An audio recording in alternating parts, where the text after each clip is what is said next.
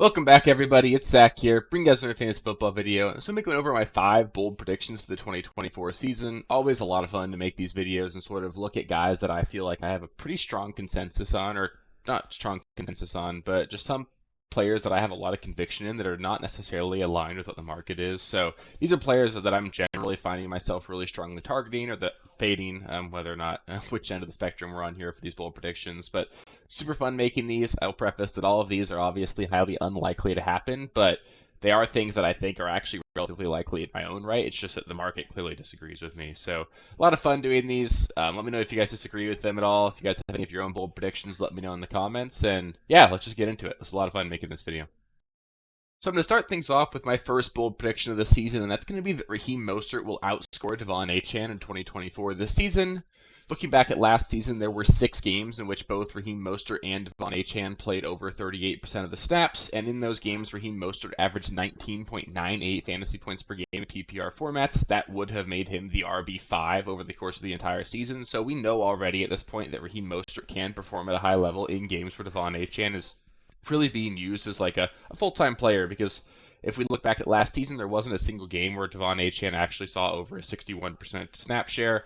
We know that this is going to be a 2 running back backfield, if not 3. We might see a little bit of Jalen Wright, but we saw Salvon Ahmed and Jeff Wilson get involved last season as well. So this is an offense that can obviously support a lot of high-end production at the running back position, and there's no reason to think that most is just going to go away because Achane gets more involved. On top of that, last season, Raheem Mostert led the NFL in carries inside the 5-yard line with 19. On the flip side there, Devon Achane only had 4 of those carries. So we simply know that Raheem Mostert is going to be a guy that's going to get the short yardage work, and that's going to be where the majority of his value comes from. On top of that, Raheem Mostert did receive an extension from the Dolphins this offseason, and he actually doesn't have a whole lot of wear and tear on his body. So I think there's plenty left for Raheem Mostert to give an NFL franchise. Just as like a fun comparison, Raheem Mostert has 674 career rushing attempts. You know that he's over 30 years old. And on the flip side, Najee Harris, who's still on a rookie contract, has 834. So just because Mostert's been banged up over the course of his entire career, it's actually kept him somewhat fresh. And we saw that at least last season, Mostert was still an extremely talented and explosive player. So if he can stay healthy, I think it's really reasonable to assume that Mostert might just be the starter in Miami again. And I think both Mostert and Devon Achane can be extremely valuable, but I think Mostert's definitely at cost a better value, and because he's going to get all that touchdown equity, I think Mostert's actually got a legitimate shot to outscore Achane this season.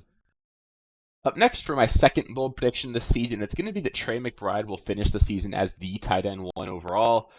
After week 7 last season, Zach Ertz got hurt in week 7. We saw Trey McBride be the tight end 3 over the course of the remainder of the season, and that was despite not having Kyler Murray for 2 of those weeks and having a late season bye. So he played 1 less game than a lot of the other tight ends and still finished top 3 in tight end points from that point on. On top of that, Kyler Murray was banged up or coming off a torn ACL. We do expect this offense in general to be better as Kyler Murray has more time to have recovered from that torn ACL. I think in general we can expect just a lot more scoring opportunities for the Cardinals offense in general. On top of that, the majority of tight end breakouts, those are like the best seasons of tight end's career. 34% of those come in the age 25 season for tight end in the NFL. Tight end, or Trey McBride happens to be turning 25 in November, so this really is the season that we would expect Trey McBride to peak and have that true breakout. And on top of that, I think Trey McBride's just simply that dude. Watching him on film, watching him play last season, there were several times where he was taking over games, and despite the fact that there weren't really any other players on this offense to really threaten the defense. You got to remember Marquise Brown was nothing last season. Rondale Moore doesn't scare defenses. Greg Dortch doesn't. Michael Wilson was a rookie. The defenses on the other team had to focus in on Trey McBride, and he was still able to dominate games. And just watching him play, I think I'm confident in saying that he's at least in the conversation, if not already the best tight end in the NFL. I know it's a little early to crown him for that, but I wouldn't be shocked at all if this time next season we're just consensus telling everybody that, yeah, Trey McBride's the most talented tight end in the league at this point. On top of that, he's easily the number 2 target in this offense, if not the number 1. TBD on whether or not Marvin Harrison or him ends up being the number 1 target getter in this offense. I would actually predict it to be Marvin Harrison here, but there's plenty of room to go around for both of those players. And if you look at the other guys that we're competing with to be that tight end 1, you've got Sam Laporta, who could easily be 3rd on that offensive targets. We know Amon-Ra is going to lead the team, and Jahmyr Gibbs has got a real shot to contend there with Laporta. If you look at Kelsey's obviously just trending down in his career. He's going to play less and less snaps over the course of each of the next few seasons. Kelsey's still great, but he's obviously not the tight end that he once was. And then we're looking at guys like Mark Andrews, who's always injury prone. David Njoku, who we all like, Dalton Kincaid, who need to take a step forward. There's not really any reason that Trey McBride can't put up a tight end one season, and on top of that, he just costs way less than the other guys as well. Even if you don't believe he's going to be the tight end one, you can get him 2 rounds after guys like Laporta and Kelsey, and I think the upside is there just as much for him as those 2 guys. So I personally am trying to leave as many drafts with him as I can. The only problem is I really love Marvin Harrison Jr. as well. If I can get him in the late second round, if he falls, then I do love taking him there. So I don't want to roster both of these guys, but as far as Trey McBride goes, I think the ceiling is absolutely insane. I think he's got a real shot to hit the tight end one this season, and he's one of my favorite values at the tight end spot as well. For my third bold prediction this season, I'm going to say that Zach Moss will finish this season as a top 15 running back in fantasy. He's currently being drafted as the RB26, and I think that's just frankly way too low. His only competition for touches in this offense is going to be Chase Brown, who grades very poorly in pass protection. I know we all think that Chase Brown is the more explosive athlete. It's going to be the guy they're going to want to use in passing downs, and maybe that's true for like a 2-minute offense type of feel, but I think in general, they brought Zach Moss in strictly because he's actually one of the highest rated pass blocking running backs in the NFL, and if you're the Bengals, you want to keep Joe Burrow upright, you want a veteran who you can trust back there, and Zach Moss is going to earn a ton of playing time in that regard. On top of that, Joe Mixon was 3rd in the NFL last season with 18 rush attempts inside of the 5.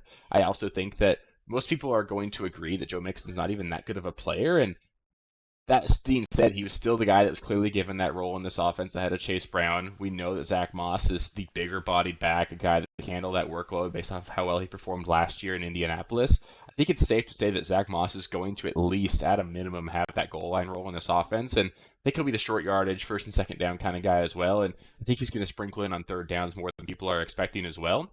And on top of that, over the last 3 seasons, Joe Mixon has finished as the running back 11, running back 7, and running back 5, despite never averaging more than 4.1 yards per carry. Zach Moss averaged 4.3 yards per carry last season. There's no reason that Zach Moss can't average around 4 yards per carry and be just as efficient. On top of that, even in those seasons, we know that there were other running backs involved in the Cincinnati offense. You can think back to Giovanni Bernard with Joe Mixon. You had Samaje Perine getting touches a couple years ago, and Chase Brown was somewhat involved last year intermittently as well. So there's plenty of room for Zach Moss to excel in this offense while Chase Brown has a role. And on top of that, we know this Bengals offense should be even better than it was last season, assuming Joe Burrow can stay healthy. And like I'm saying, Joe Mixon was the running back 5 last season, despite the fact that the Bengals were just a shell of themselves. And I think it's fair to say that Zach Moss could easily see a similar role to what Mixon saw in this offense last year. They gave him a 2-year, $8 million contract, pretty much right in line with what Joe Mixon ended up getting in Houston. So they chose Zach Moss over Joe Mixon as a franchise. I think that honestly at this point, Zach Moss is a more talented player than what Joe Mixon is, and there's no reason for him to not have that same role Joe Mixon did. And if he gets that role, he might even be a top 10 running back. So I think top 15 is super easy here. Being drafted as the RB26, he's absolutely a steal. I'm trying to leave a ton of my drafts with him, and I'm super excited to see what Zach Moss can do this season. For my fourth bold take here, I'm going to say that Deontay Johnson will finish this season as top 20 wide receiver. He's currently being drafted as the wide receiver 41, so I think he's going to clearly excel that mark and be within the top 20 this season. And I think a lot of us were forgetting last season that Adam Thielen was actually the wide receiver 8 over the first 9 weeks last season, and he's just simply not as talented of a player as Deontay Johnson at this point in their careers. Adam Thielen was over the age of 30 last year. It's incredible that he was able to put up the level of performance that he did, but Deontay Johnson is just much better than Thielen, and he's coming into an offense where he's going to dominate the target share. He's competing with guys like Xavier Legette, Jonathan Mingo, who's a bust already, Adam Thielen, who's probably got grandkids at this point. There's no reason to assume anything other than Deontay Johnson being the clear alpha in this offense, and there's actually plenty of reason to be optimistic about this Panthers offense going into year 2.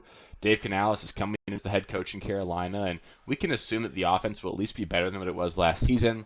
In each of Canales' last 2 seasons, we saw him take Geno Smith in Seattle as the passing game coordinator and really sort of rejuvenate his career. And then he went to Tampa Bay and took over as OC there and really brought Baker Mayfield back to the light as well, made him a really high-end offense and really supported receivers like Mike Evans and Chris Godwin. And I think in general, we've just been consistently undervaluing the wide receivers in these Dave Canales offenses over the last 2 seasons. Each of the wide receiver 1s in those offenses If you look in 2022, we had Tyler Lockett finish as the wide receiver 13 despite being drafted as a wide receiver 38. And then last season, we had Mike Evans being drafted as a wide receiver 33, finished all the way up at the wide receiver 7. So that's 2 seasons in a row where the wide receiver 1 for Canales was drafted at below wide receiver 30, finished inside the top 15. I think it's really easy to see that Deontay Johnson could easily fit that bill this year. And like I said, Adam Thielen was a top 20 wide receiver last season and did it while Bryce Young was probably the worst quarterback in the NFL. If Canales can get anything extra out of him, if we see any sort of extra production out of this offense, Deontay Johnson could easily just blow away what those numbers were. I think we could even see Deontay flirt with a top 10 finish this season, and I'm super excited to see what can happen in the offense this season. I don't even personally believe that Bryce Young is going to evolve and turn into a really high-end quarterback, but I think that Canales is going to get the most out of him, and we're going to have at least a mediocre offense here in Carolina, and that's going to make Deontay Johnson one of the steals of the draft this season. And for my final bold prediction for this season, I'm going to say that Jordan Love will finish this season as a top 3 quarterback in fantasy football. Based off of last season's finishes, Jordan Love and the Packers actually have the easiest strength of schedule for opposing quarterbacks in the entire NFL. They are playing a slew of bad defenses that give up a ton of fantasy points to the quarterback position. You can look just in their division. The Bears defense has not been good over the last several years. The Vikings defense is one that always gives up points. The Lions always find themselves in shootouts. That's really exciting when we're looking at teams that generally play a lot of division games towards the back half of the season as well. You could see a lot of shootouts with Jordan Love, and it's just in his own division, and obviously those game environments are environments that we want to be really involved in. And on top of that, over the last 6 weeks last season, so from weeks 12 on, Jordan Love was actually quarterback 3 over that stretch, and that included a 9.9 point performance in week 14 where he was just absolutely worthless. If you take that out, he was even better than that. But being able to show that he could be a top 3 quarterback over a 6-week stretch, that's certainly not something to scoff at, given that he was effectively a rookie last season. It was his first year as a full-time starter, and all of the weapons around him are extremely young as well. You've got Christian Watson, who was a year 2 player last season, along with Romeo Doubs. Jaden Reed was a rookie last season, as was Dontavian Wicks. They got 2 young tight ends who were both rookies last season. This offense in general, everybody around him should get better, including himself. So there's just a lot to be super excited about in this Packers offense. On top of that, Jordan Love is actually somewhat of a contributor on the ground as well. I don't think people realize that he actually ran for 250 rushing yards last season. Good for 11th amongst quarterbacks, 12th if you want to count Taysom Hill as a quarterback. But just that's enough to give you some sort of floor where he's not just a pure pocket passer like some of these other quarterbacks like Kirk Cousins is going to be. You're going to have enough production on the ground from Jordan Love that he's actually going to be a little bit better than all those pure pocket passers. And really, it's just a bet on the Packers offense. Like I said, I think Jordan Love is going to be coached really well by Matt LaFleur. He's going to do everything he can to lean on Jordan Love in this passing game, and there are a ton of elite wide receivers around him. Josh Jacobs is a really talented pass catcher out of the backfield as well. I like the addition of Marshawn Lloyd in the 3rd round. I do truly believe this Packers offense could be one of the best in the NFL, and I also think Jordan Love could end up being one of the best quarterbacks in the NFL as well. Just watching him play last season, it was super exciting watching him really evolve into what it looks like the Packers wanted him to be. I think he can end up being a top 10 quarterback in this league, and pair that with this coaching staff and this offensive scheme and all the weapons around him, there's a lot to be super excited about for Jordan Love, and I'm trying to get him in almost all of my drafts. I think he's poised for a really huge season, and I really do think top 3 is definitely in the range of outcomes for him this year. So that'll do it for my bold predictions this season. Always fun making these videos. These are guys that have a lot of conviction about, and guys that I really do expect to have on my fantasy teams quite a bit this season. So always fun talking about those guys and walking through my thought process there as well. If you guys have any disagreements or any bold predictions of your own, feel free to let me know in the comments. It's always a lot of fun interacting with you guys there. Up next, we're going to get into a little bit of auction content. I know you guys have asked for that quite a bit, so I'm going to go over my 10 tips and tricks for doing well in an auction draft and an auction league. We'll do some general auction drafts as well. Auction draft strategy as well. We're going to get into general draft strategy, best draft strategies to look at for based off of where you're picking. We'll get into some ADP comparisons across different platforms, all that good stuff. We're going to get into more sleepers and all sorts of stuff. It's going to be super fun. So we're going to keep putting out several videos over the course of the next several months, several videos a week, get into even more content when we get into the regular season. We've just got a long way to go, but we only got about 2 months here until we get into the real thick of draft season. So always fun to keep preparing here, and it's just a lot of fun getting super excited about football here. So appreciate all you guys. If you guys want to make sure you don't miss any more content, just make sure you subscribe to the channel. That way I can help you give all this help get you guys all this content for free the entire rest of the season. As well, if you guys did make it this far in the video, please do give it a thumbs up. Really helps with the algorithm and helps me know that I'm doing a good job as well. So I appreciate you guys, and I'll catch you with the next one. Peace. Thank you guys for watching. If you haven't already, please be sure to subscribe to the channel, like the video, check out these other videos here if you haven't. If you want more content, please feel free to follow me on Twitter at RealSteelFFB. I'll be more active on there as the season goes on. Thanks. Catch you later.